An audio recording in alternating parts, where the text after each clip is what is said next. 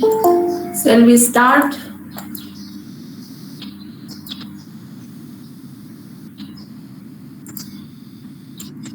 I think there is no change in the attendance. 53 are present so far. Let's start today's class.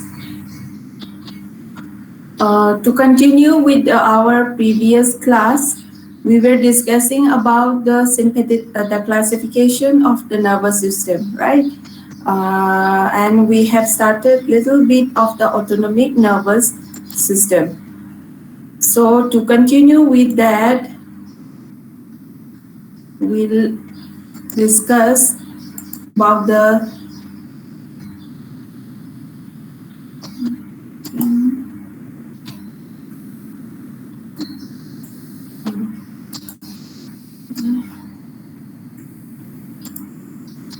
yes. So to continue with that, is my slide visible now? No, ma'am. No. Wait. It is starting presentation. Is it okay now? Is it visible now? Yes, ma'am. Yes. Okay. So we were discussing about the classification of the nervous system into the central nervous system and the somatic nervous system, then the autonomic nervous system and the what we were telling. Somatic. What was the classification? The classification based on the location and the classification based on the function. Okay, so in the classification based on the function, what was the classification? Somatic As and per autonomic nervous system. as per the location, it is central nervous system and peripheral nervous system. Okay, and as per the function, it is somatic and the autonomic nervous system. Okay, so when we look into the autonomic nervous system, again the autonomic nervous system is having of two types of the nervous system. One is the parasympathetic, another is the sympathetic. So when we discuss the sympathetic nervous system is thoracolumbar in location, while thoracolumbar in its origin from the brain and the spinal cord. Okay, while the parasympathetic nervous system, their nerves origin they are craniosacral, and the preganglionic nerves are longer than the postganglionic nerves in case of the parasympathetic division, while in the sympathetic nervous system, the postganglionic nerves are longer than the presympathetic. The meaning is that the ganglion are located, the autonomic ganglion are located close to the organs or close to the target tissues in case of the parasympathetic nervous system, while in the sympathetic nervous system, the ganglion are located close to the brain and the spinal cord. Means it is located in near to the vertebral column. Okay, so and the basic difference what we have discussed in terms of the neurotransmitter secretion is all the preganglionic neurons are cholinergic, means the terminals of these preganglionic neurons secrete acetylcholine, while the postganglionic neurons secrete the neurotransmitter acetylcholine, and the postganglionic neurons in the sympathetic nervous system secrete epinephrine or norepinephrine. Okay, again we have discussed about the two types of the different classification of these receptors. One is the muscarinic receptor, another is the nicotinic receptor. Muscarinic receptors are again of two types, that is the cholinergic receptors are of two types. One is muscarinic, another is nicotinic. Okay, again the adrenergic receptors, they are again of three types, alpha, beta and gamma. Okay, so that way we have studied about the classification of the parasympathetic and sympathetic nervous system. Now comes to the function. Yes, one more important topic is that those nicotinic receptors will respond in different style, and the muscarinic receptors will respond in different style, even if the same acetylcholine is acting onto that tissue. That means acetylcholine, by acting on the nicotinic receptors, they will produce something else, while the function will be different when it acts onto the muscarinic receptors. Same like that, the norepinephrine or the epinephrine, when it acts onto the alpha or beta, their functions will again be different. So different organs will be having different receptors. It may be alpha, it may be beta. So depending upon the binding of the adrenaline to the alpha or beta, their response will be different.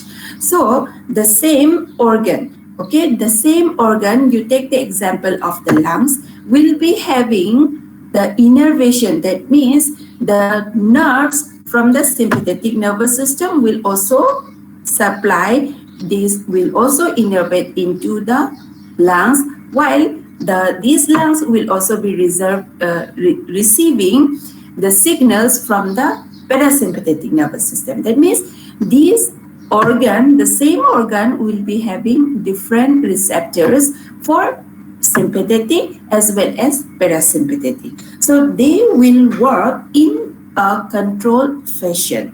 That means when the sympathetic nervous system is overstimulated, the parasympathetic nervous system will be downstimulated. That means they will be inhibited. So there has to be a balance between these two, sympathetic and parasympathetic nervous system. So if one is overactive, then the another will be inhibited. Okay, so like that, different other organs, whether it is the heart or the stomach or it's the pancreas or different other glands in the body, different other endocrine glands in the body, different other glands in the digestive tract.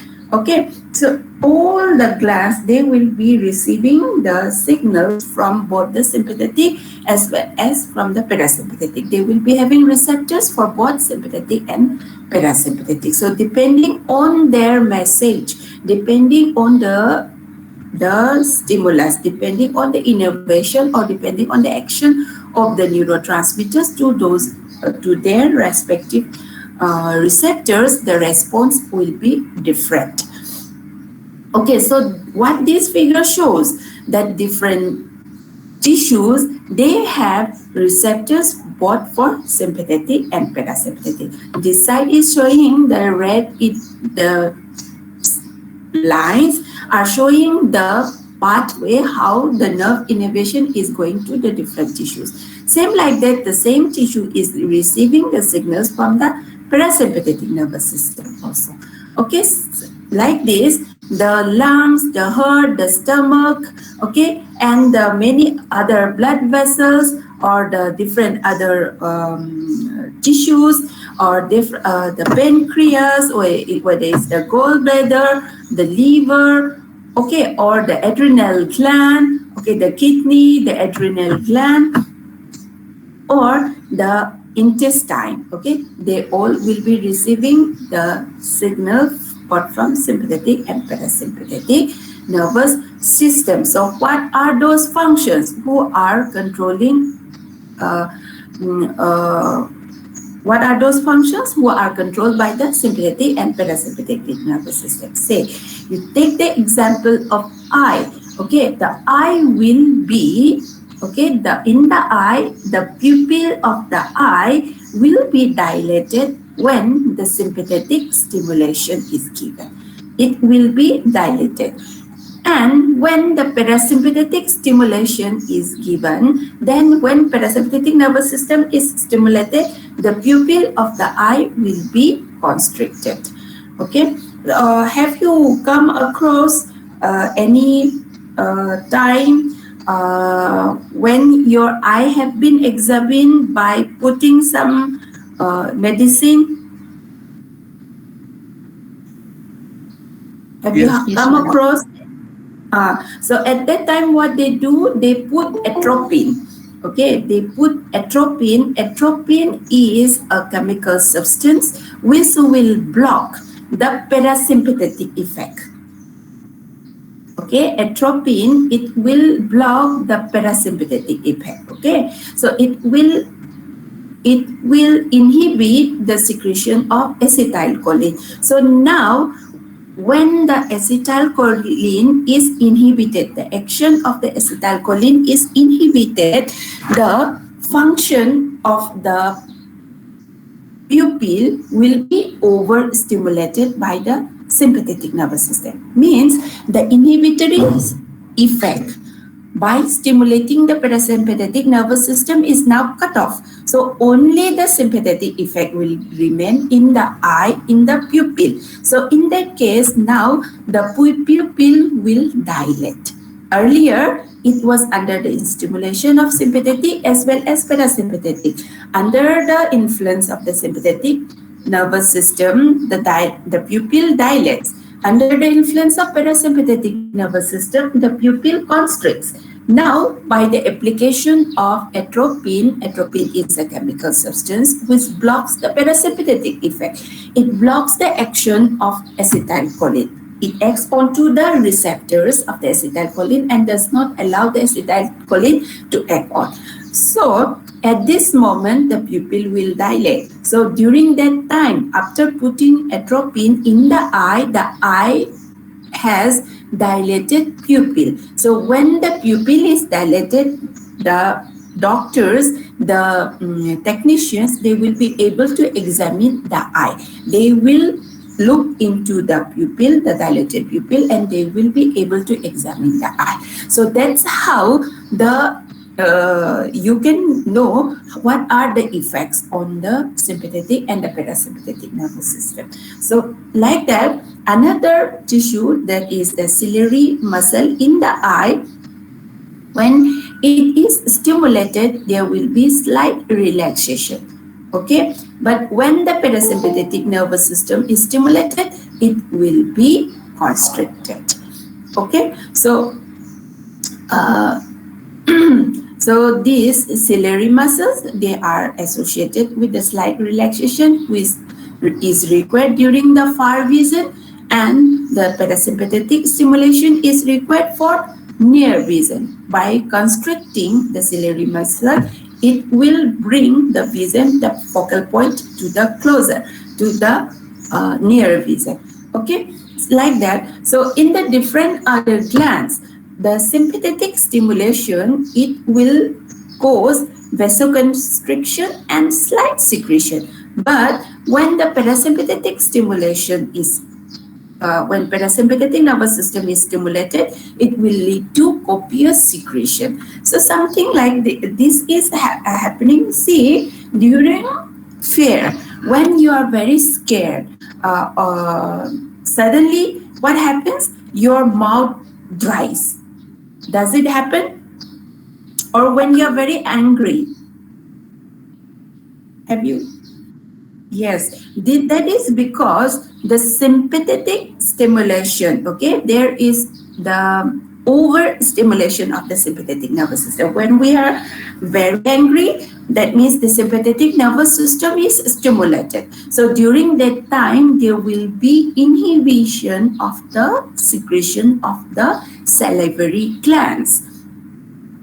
Okay, so this is one example. So like that, when the food needs to be digested, when the food is present in the mouth, or when the food is present in the stomach, or when the food substances, okay, the partially digested food substances are present in the intestine, they will be stimulating the parasympathetic nervous system. So that's how the parasympathetic nervous system will stimulate the salivary secretion. It will stimulate the glands in the stomach. Okay, the gastric glands secretion will increase. Or when the food is present in the stomach, there will be the signal going to the pancreas for secretion of the pancreatic juice, the pancreatic enzymes. There will be stimulation of secretion of the pancreatic hormones, insulin, okay, like that. So the meaning is that when the parasympathetic nervous system is stimulated, it will increase the secretion of all the different glands, whether it is the nasal glands, the lacrimal glands, or the parotid glands, or the submandibular glands, or the gastric glands, means the stomach, the glands present in the stomach, or the pancreatic, the endocrine part of the pancreatic secretion. Not only the endocrine part, the exocrine part, okay? The pancreatic juice will increase their secretion. Okay, so like this. Then the sweat glands, okay? So there is some difference from these glands. The sweat glands have cholinergic innervation. Cholinergic innervation, this is the exception. This I told you that the sweat glands have cholinergic innervation, though they are under the sympathetic nervous system. Okay, so when the sympathetic nervous system is stimulated, there will be copious sweating. Okay, so that's what, when you get very angry, there you sweat, right? Yes or no? Yes or no? Yes, ma'am. You get really very angry. That means anger is an example when the sympathetic nervous system over-dominates the parasympathetic nervous system. Okay, and but this the function of the sweat gland is somewhat different in case of the animals. So in some animals, these sweat glands, they not only they receive the cholinergic innervations, some exceptions, okay, some exceptions are there that they receive the cholinergic innervation also. So that part I will tell you when we discuss about the thermoregulation. But for now, you know that and that is exception in case of the domestic animals, say like goat, sheep, goat, like that, but not in all the animals. Okay, so at that time I will tell you how is the difference. But for now, you know that the sweat glands receive cholinergic innervation even though it is in the sympathetic nervous system. Okay, and there is copious sweating when the sweat glands are stimulated. When the other glands, they have less secretion, their secretion is inhibited. Okay, there is not much effect on the sympathetic stimulation, but the effect is more in the parasympathetic nervous system. Okay, and say in case of the hands, or even in the palms of the paws of the animals, of those cats and dogs, their secretion increases due to parasympathetic stimulation.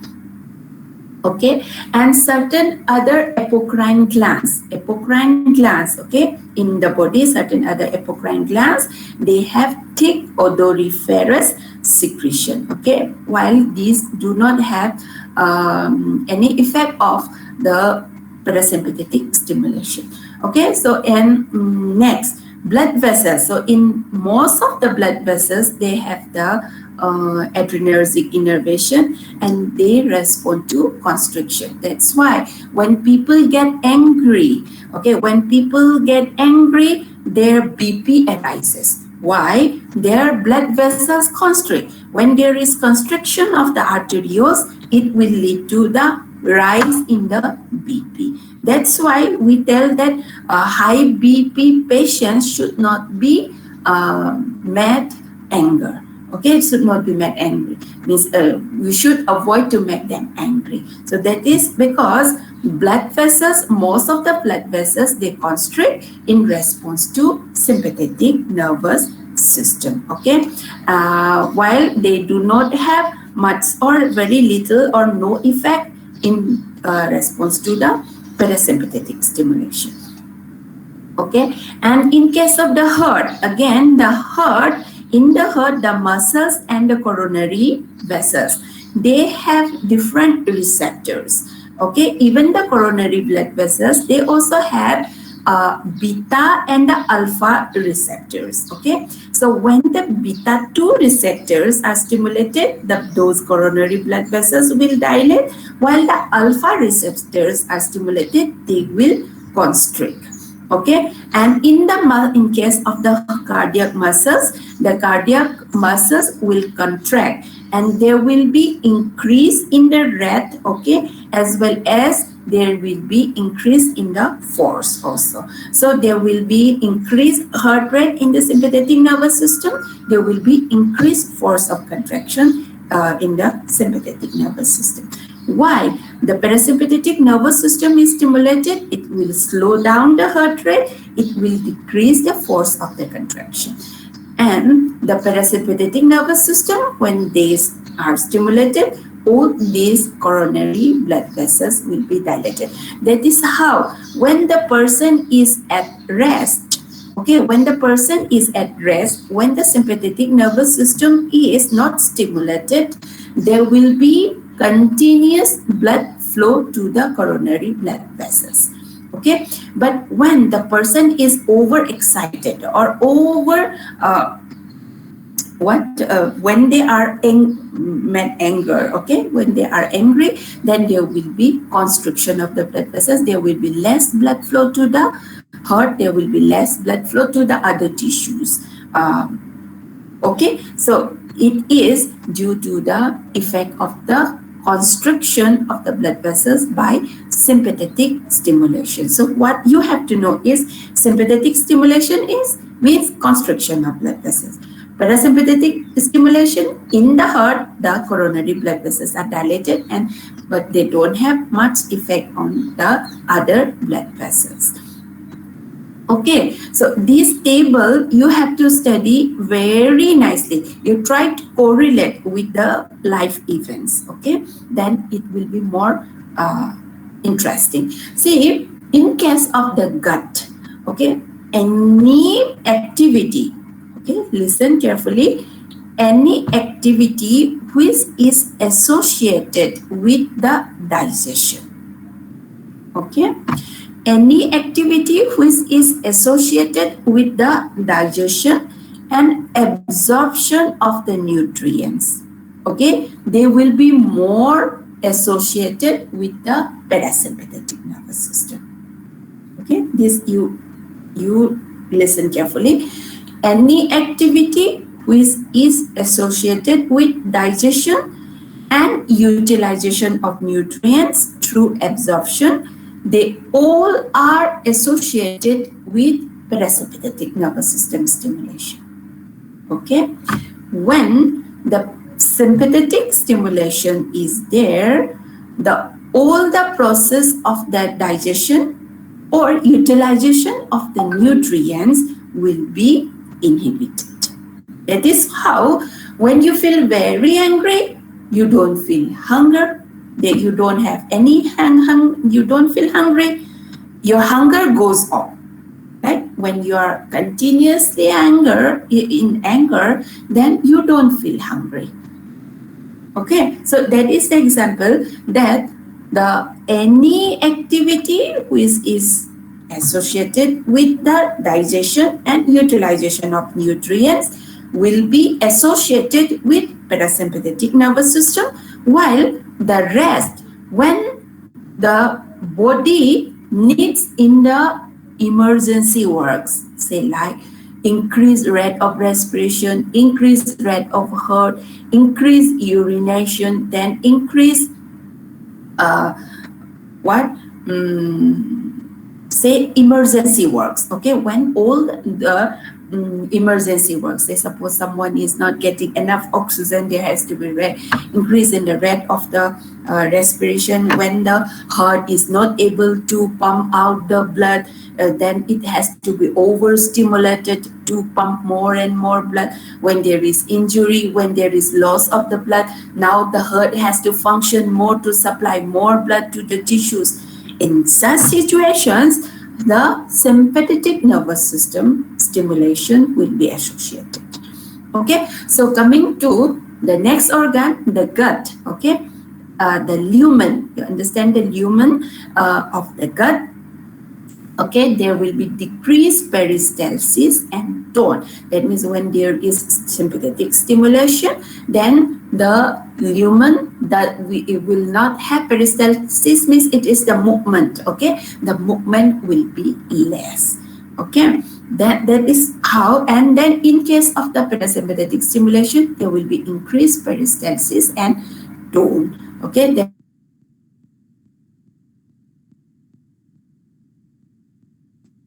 will be more movement, the process of the item and the next then. Okay, then sphincter. Okay, there will be increased tone, in will be most of the times, and it will relax. That means all the sphincters, it will open. Okay, then in case of the liver, there will be glucose release. That means the glycogen is stored in the liver, that will be broken down to glucose, and glucose will be released. Okay, while the parasympathetic stimulation will lead to glycogen synthesis. Here, sympathetic stimulation will lead to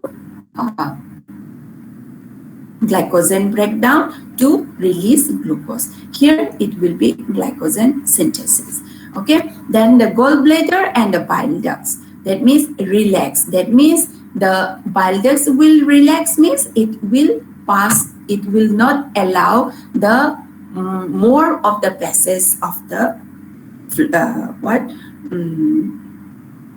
bile. That means when the gallbladder is relaxed, the bile will be retained. When the bile ducts are relaxed, that means the bile will not flow much. Okay, but when the parasympathetic is stimulated, then it will allow the gallbladder to constrict to eject the bile from the gallbladder to the ducts, and there will be constriction of the bile ducts. It will allow the passage of the bile.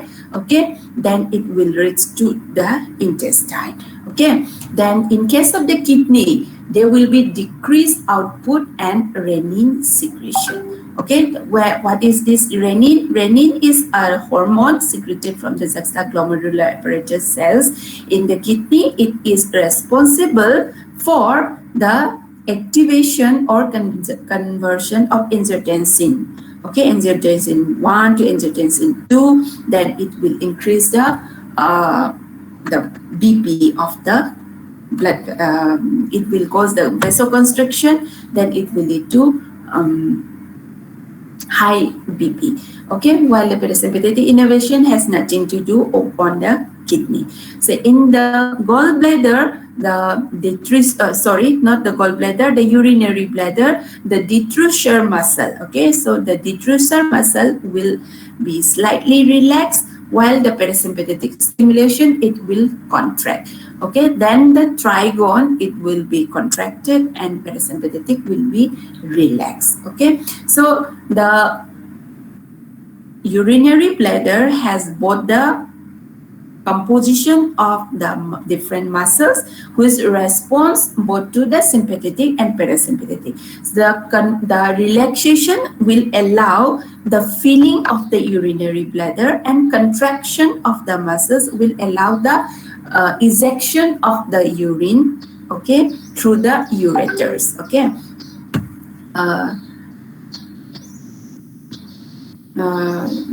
from the urinary bladder to the urethra. Okay, not through the ureters. So the bladder, the detrusor muscle will be relaxed, and the trigone muscles will contract. That means that is through the sympathetic nervous system that it will lead to the control of micturition. Okay, so this part you will discuss when you discuss about micturition. Okay, and in case of the penis, the sympathetic stimulation is required for ejaculation, while the parasympathetic stimulation is required for erection. Okay, then the systemic arterioles, they all respond to sympathetic by constriction, while parasympathetic nervous system, it has no role. Okay, and the skin, okay, skin becomes tight, okay, or constricted to sympathetic stimulation. in response to sympathetic stimulation. Okay, then the blood also, the coagulation increases, glucose level increases, then the lipid level increases in the blood with the sympathetic stimulation. So increase of the glucose level in the blood is due to more of the glycosenolysis. When the glycogen is broken down to glucose, the more of the glucose will be released from the liver, that this glucose will come into the blood. Okay, then the basal metabolism. Yes, the basal metabolism means the normal rate of metabolism in the body. So this will be increased when the sympathetic stimulation is increased. That means when the person gets very angry, there will be very high rate of the basal metabolic rate, and it will break down the numbers of the glycogen into glucose. Then it will be the glucose will be utilized. Okay, then adrenal medullary secretion. Here, what you have to know is the adrenal gland is having two portions, the adrenal cortex and the adrenal medulla. Okay, two portions, the adrenal cortex and adrenal medulla. The adrenal cortex is associated with the glandular secretions. It secretes a number of the adrenal hormones, while the adrenal medulla is a nervous tissue. Do you know this?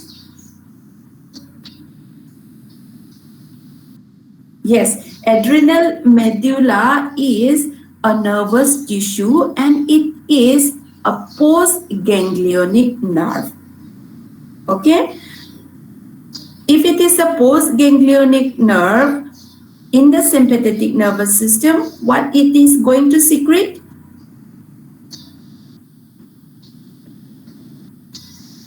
What did we discuss? The postganglionic nerves in the sympathetic nervous system, what they secrete, what they release. What they release.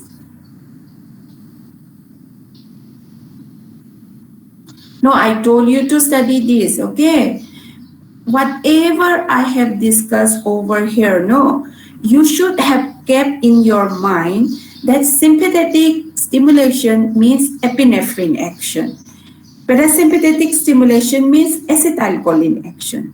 When we were discussing all this, I was assuming that you know it.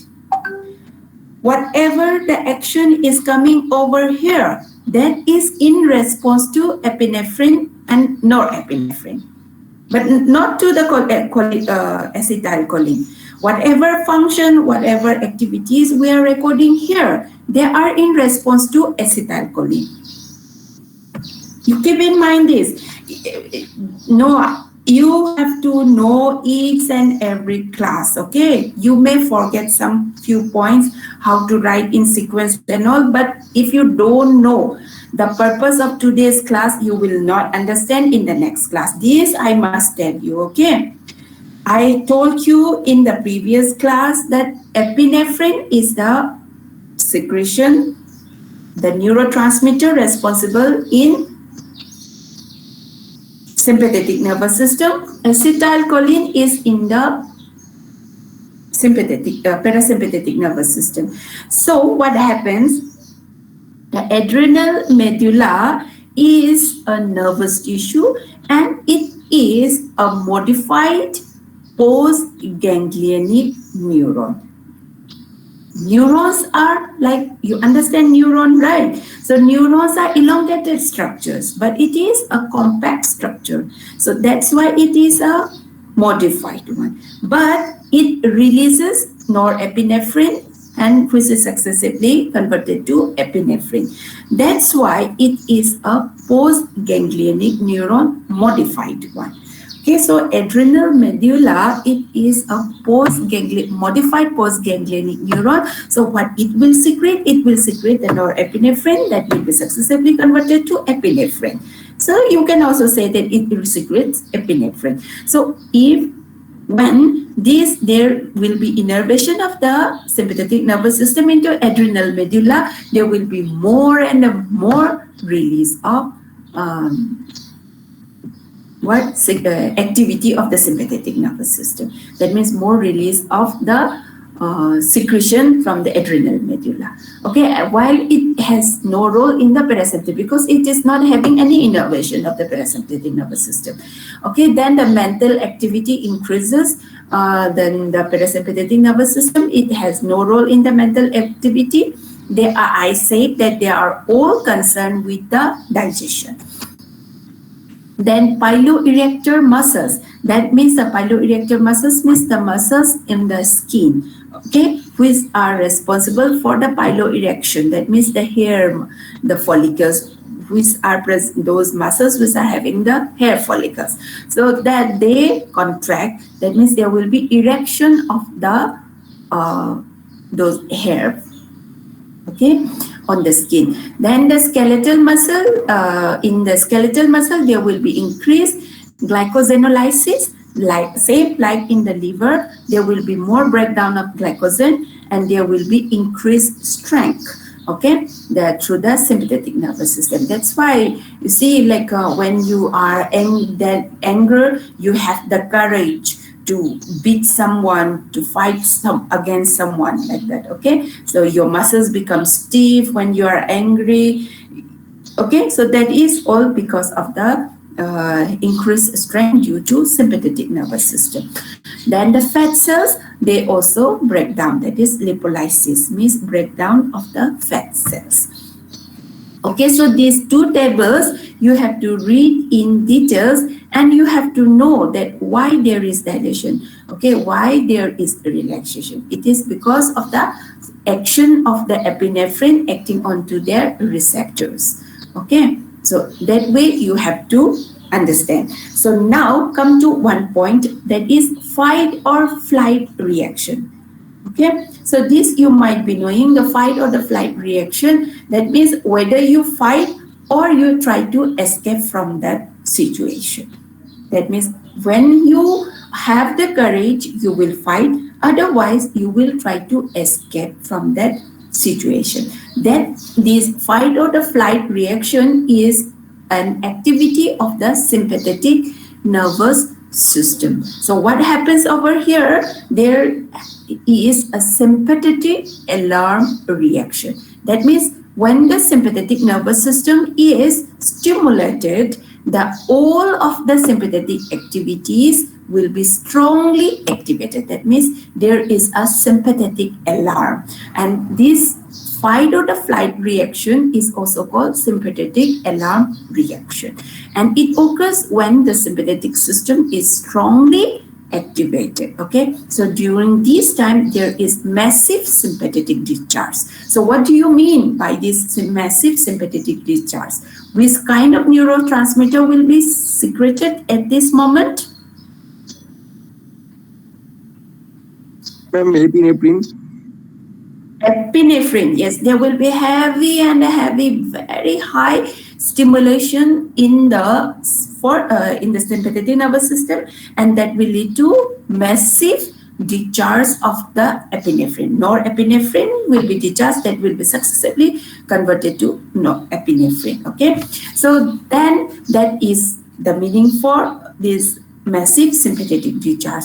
So most of the sympathetic events will ensue immediately. All will come into the action. Say like increase in the heart rate, increase in the respiration rate, increase in the force of the contraction, increase in the muscle strength. Okay, then the constriction of the pupil. Then what else we have discussed?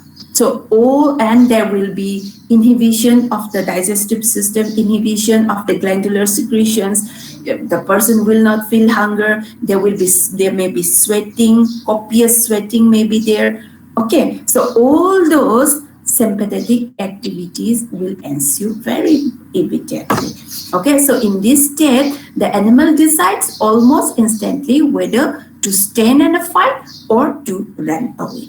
Okay, so that's why we keep the term fight or flight reaction. That means when the sympathetic nervous system, this fight or the flight reaction occurs when the sympathetic nervous system is strongly activated.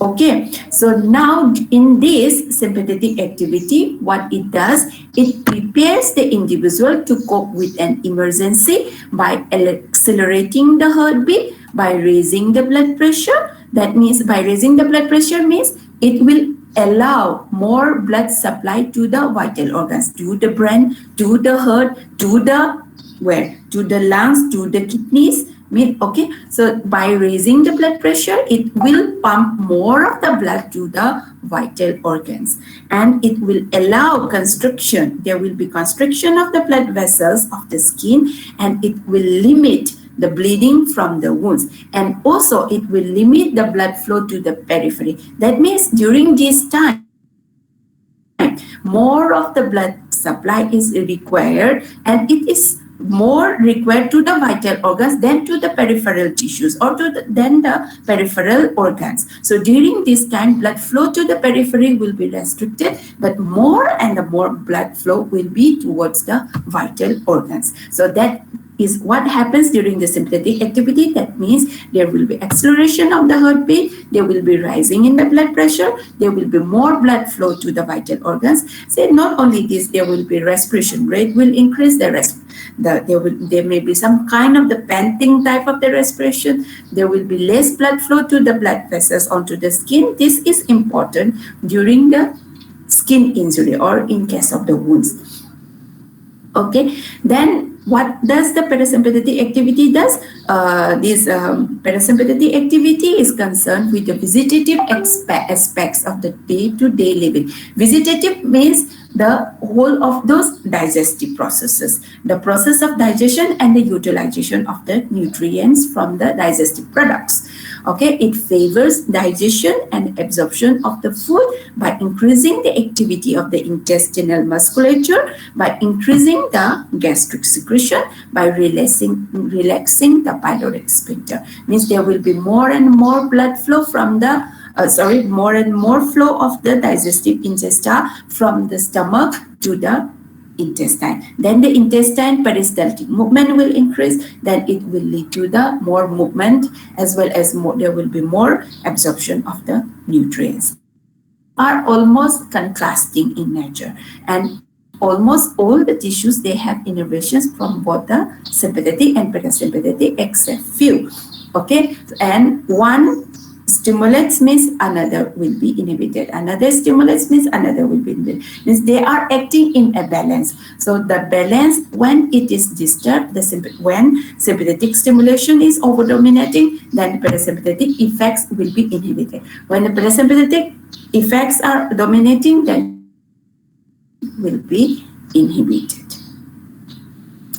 Okay, so you have to read all this. Okay, particularly these two tables. You have to understand, you have to remember. You will first fight or flight reaction, and what is sympathetic activity concern, what is parasympathetic activity concern. And then you should be able to take out, means you should be able to find out the basic differences between the sympathetic and parasympathetic nervous system. Say 10 or 20 points, you should be able to tell one by one. It should be known to you. Okay. Yes, ma'am. Yes, ma'am. You go through the notes which I have given. Okay, you go through it. These are all there. You go through, and then you can open in the Google. Also, you can search any. Simply use a search, and you have that background. That background is most important. Okay, here you have to know. You have to have that background. That what is sympathetic nervous system doing? What is parasympathetic nervous system doing? Okay, fine. Okay, let's end here for today. Thank you, ma'am. Thank you, ma'am. Thank you, ma'am. Okay.